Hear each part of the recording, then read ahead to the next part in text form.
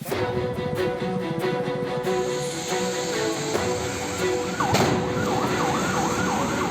melanda gudang gas LPG di tengah kawasan padat penduduk di Jalan Kargo Taman 1 Ubung Gajah. Terdengar beberapa kali suara ledakan dari dalam gudang sempat membuat panik warga. Akibat kebakaran, 18 orang terluka dilarikan ke rumah sakit, salah satunya kritis dalam perawatan. Diduga kebakaran terjadi saat pekerja tengah melakukan pengisian tabung. Warga pun mengaku tak mengetahui lokasi gudang yang terbakar merupakan tempat penyimpanan gas. Yang pertama kali itu kan besar banget ya, pokoknya besar banget. Saya kira juga gempa, tapi kan gempa nggak mungkin kayak gini kan.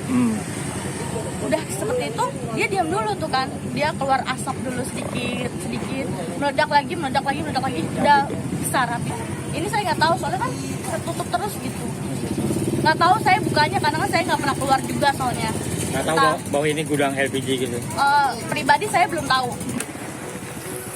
Polisi telah mengamankan lokasi untuk menyelidiki penyebab dari kebakaran ini.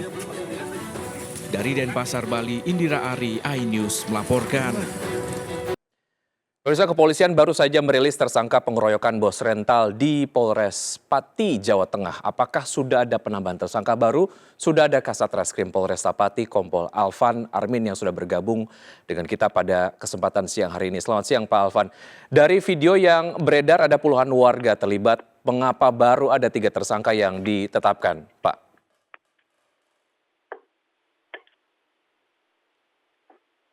Halo Pak Alvan. Selamat siang Pak Alvan, apakah Anda dapat mendengar suara saya dengan baik?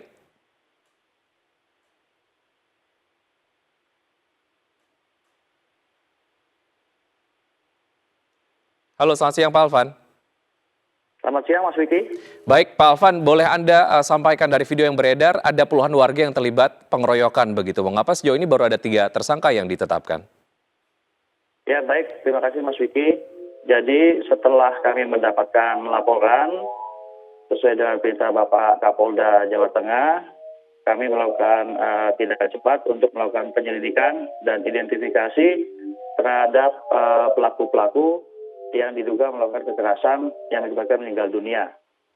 Dengan di-backup oleh Ditreskrim Polda Jawa Tengah, kami kemudian pada malam harinya langsung meminta keterangan beberapa warga. Sekitar 9 orang warga langsung kami minta keterangan. Dari 9 orang warga tersebut kemudian kami tetapkan sebagai tersangka melakukan kekerasan fisik yang menyebabkan meninggal dunia sebanyak 2 orang. Kemudian kami terus melakukan pengembangan terhadap para terduga pelaku. Kemudian keesokan harinya pada 1 8 Juni kami kembali menangkap 1 orang lagi yang juga disangka melakukan kekerasan yang menyebabkan meninggal dunia terhadap korban meninggal dunia dan juga korban luka. Baik, artinya memang ada kemungkinan adanya tersangka baru begitu ya Pak Alvan. Untuk menghindari kejadian terulang, apakah ada jaminan bisa mendapatkan pengawalan dari Polres setempat jika ada pemilik mobil yang minta dikawal saat mengambil mobil curian? Ya baik, jadi terkait dengan kegiatan pengawalan apabila misalnya ada seseorang yang ingin mengambil mobil miliknya, kami siap untuk melayani dengan membawa bukti-bukti kepemilikan dari yang bersangkutan. Baik, Pak Alvan, terima kasih atas informasi yang sudah disampaikan. Selamat bertugas kembali, selamat siang. Ya, pemirsa, kita ke informasi lain. Motif Polwan menganiaya suaminya yang juga anggota polisi di Mojokerto, Jawa Timur hingga tewas terungkap. Pelaku emosi sang suami menghabiskan uang belanja untuk main judi online. Padahal keduanya yang telah 5 tahun menikah memiliki 3 anak yang masih kecil.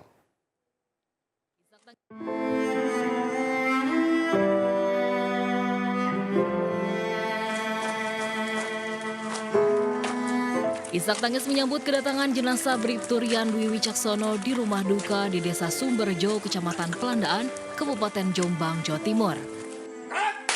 Prosesi pemakaman dilakukan secara militer. Ironis, pria 28 tahun anggota Polres Jombang ini tewas akibat luka bakar hingga 90% di RSUD Wahidin Sudirohusodo setelah dianiaya Bribtu FM, sang istri yang dinas di Satlantas Polres Mojokerto Kota. Penganiayaan terjadi di rumah dinas kepolisian yang ditempati pasangan polisi muda ini di Kelurahan Miji, Kecamatan Keranggaan, Kota Mojokerto. Saat kejadian, Bribtu Rian tak bisa menyelamatkan diri karena tangan kirinya diborgol dan dikaitkan pada tangga oleh sang istri. Di lokasi, tim Polda Jatim menyita barang bukti sisa bensin yang digunakan tersangka. Peristiwa diduga dipicu Bribtu FN emosi saat mengecek saldo ATM korban tersisa 800.000. Padahal korban baru menerima gaji ke-13 2,8 juta rupiah. Pelaku kesal uang belanja untuk 3 anaknya berusia 2 tahun dan kembar berusia 4 bulan dihabiskan korban untuk judi online. Almarhum ini, Bribtu Rian Dwi Nugroho ini sering menghabiskan uang belanja yang harusnya dipakai untuk membiayai hidup ketiga anaknya. Ini dipakai untuk, mohon maaf ini, main judi online. Ya, sampai rumah sakit, FNI juga minta maaf kepada sang suami atas perilaku ini. Bribtu FN telah ditetapkan sebagai tersangka dan dijerat KUHP pasal kekerasan dalam rumah tangga. Tim Liputan iNews laporkan. Seorang pria warga negara asing mencuri truk dan menabrak sejumlah pengendara di kawasan Bandara Gusti Ngurah Rai, Bali.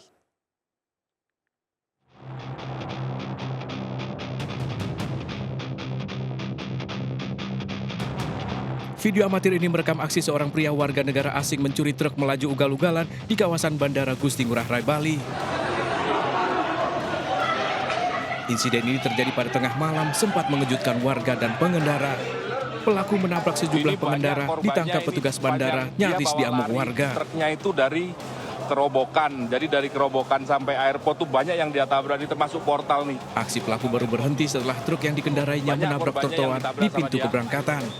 Hingga kini pelaku masih dalam pemeriksaan. Pipa bahan bakar minyak fuel terminal PT Pertamina Kabupaten Tuban, Jawa Timur diduga bocor Senin pagi. Ribuan warga berhamburan mengungsi ke tempat yang lebih aman.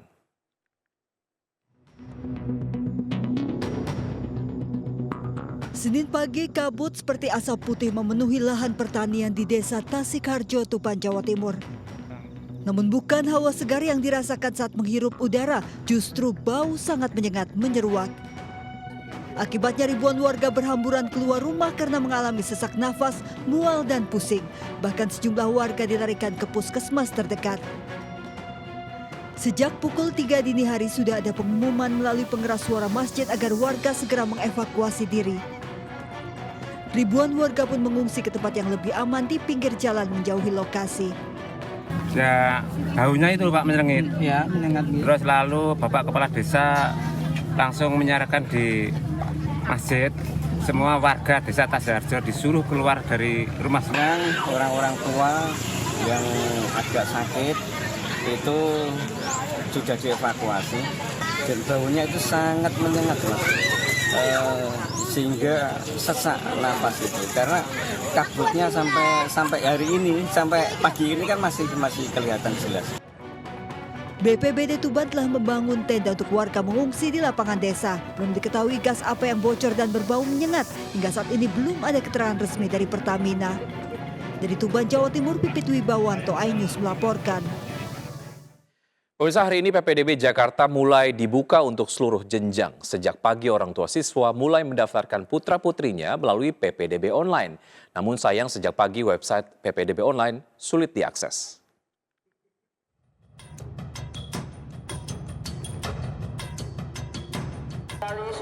PPDB Online Jakarta seluruh jenjang dibuka serentak mulai hari ini. Namun sejumlah orang tua tetap datang ke sekolah tujuan lantaran sejak pagi website PPDB Online sulit diakses. Sejak pagi banyak orang tua yang datang ke SMA N20 Sawah Besar Jakarta Pusat menggunakan perangkat komputer sekolah. Para orang tua calon siswa ini pun akhirnya bisa mendaftar setelah dipandu guru sekolah. Kita ikut prestasi, ternyata dinilainya tidak diyakinkan. Jadi karena ibu rumah di belakang, suruh ikut donasi aja. Nanti tanggal 24 balik lagi ke sini. Hari pertama PPDB dibuka untuk jalur prestasi baik akademik dan non-akademik, masing-masing dengan kuota 18 dan 5%. Di hari berikutnya akan kembali dilanjutkan dengan jalur afirmasi dan zonasi. Berbeda dengan wilayah lain, jalur zonasi di Jakarta tidak berbasis pengukuran jarak, melainkan kemudahan akses menuju sekolah. Secara geografis banyak hunian vertikal, kemudian kelihatannya hanya berseberang jalan, tapi untuk akses ke situ harus melalui jembatan penyeberangan. Kemudian ada beberapa kelurahan yang tidak ada sekolah negerinya, baik SMP maupun SMA. Maka di Jakarta ketika menentukan zonasi tidak berbasis jarak, tapi berbasis akses. Jika masyarakat kesulitan mendaftar online, bisa datang ke sekolah terdekat dan meminta bantuan petugas, serta tidak perlu datang ke sekolah yang dituju. Dari Jakarta, Rani Sanjaya, iNews melaporkan. Hari ini KPK memeriksa Sekjen Partai Demokrasi Indonesia Perjuangan Hasto Kristianto terkait kasus suap kader PD Perjuangan Harun Masiku yang hingga saat ini masih buron. Didampingi kuasa hukumnya, Hasto Kristianto tiba di gedung KPK untuk diperiksa sebagai saksi. Pemeriksaan untuk mengkonfirmasi informasi baru mengenai dugaan keberadaan Harun Masiku yang buron sejak 4 tahun lalu. Penyidik KPK kembali mendalami kasus ini dengan memeriksa sejumlah saksi, diantaranya seorang pengacara dan seorang mahasiswa terkait dugaan adanya pihak yang mengamankan Harun Masiku agar tidak ditangkap KPK. Harun Masiku diduga menyuap bekas anggota KPU Wahyu Setiawan agar bisa ditetapkan sebagai anggota DPR dari fraksi PDI Perjuangan daerah pemilihan 1 Sumatera Selatan menggantikan Nazarudin Kemas yang meninggal dunia. Saksi atas persoalan yang berkaitan dengan saudara Harun Masiku. Saya akan memberikan keterangan dengan sebaik-baiknya.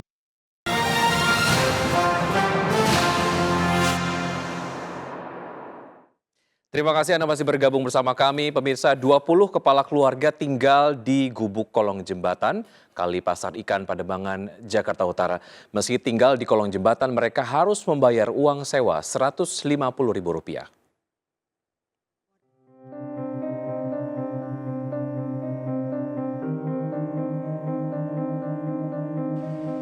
Tepat di bawah kolong jembatan Kali Pasar Ikan Pademangan, Jakarta Utara, 20 kepala keluarga menempati gubuk-gubuk bambu dan triplek.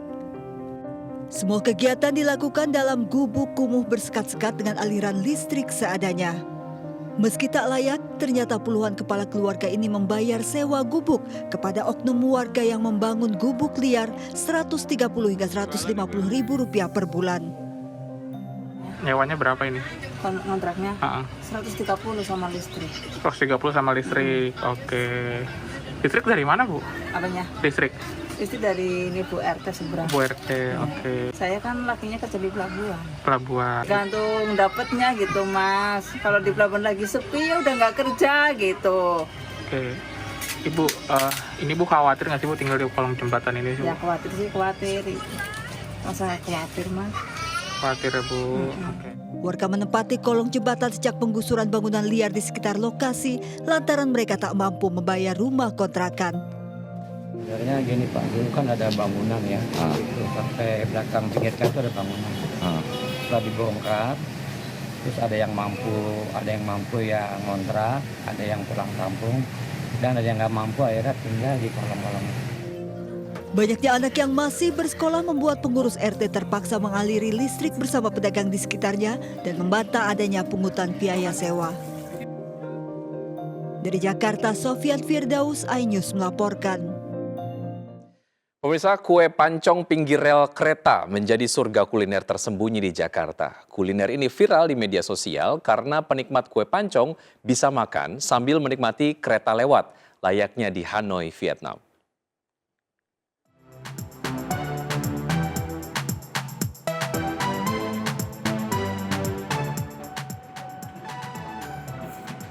Bukan di Hanoi, Vietnam, makan di pinggir rel kereta ini ada di Jakarta. Kue pancong yang lumer dengan aneka rasa dan topping melimpah membuat warung pancong Yaya di pinggir rel kereta api kawasan Menteng, Jakarta Pusat viral dan selalu ramai pengunjung. Di warung yang buka 24 jam ini, pengunjung bisa menikmati makan kue pancong sambil menikmati kereta yang lalu lalang. Hampir setiap 5 menit sekali kereta melintas memberikan sensasi tersendiri sekaligus memicu adrenalin. Penikmatnya datang dari berbagai wilayah di Jabodetabek. Justru saya tuh kan kesini kan gara-gara FYP TikTok ya, estetik sih ya. Jadi kayak pemandangannya tuh bagus juga gitu loh. Buat bikin video juga bagus. Nggak bahaya. Ini aman kok, lumayan aman. Gimana ya? Kebanyakan melakukannya di belakang kan, jadi yang merasakan kayak apa ya? Foto gitu, video-video gitu. Bikin video gitu.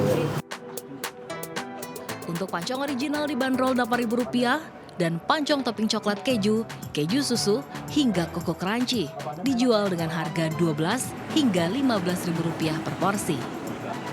Dari Jakarta, Rani Sanjaya, iNews melaporkan. Pemirsa, dukungan demi dukungan terus ditunjukkan MNC Peduli kepada rumah singgah yang memberi pelayanan dan pendampingan kepada anak-anak pejuang kanker. Aksi sosial ini menjadi bentuk perhatian dan dukungan kepada anak-anak yang sedang berjuang melawan kanker.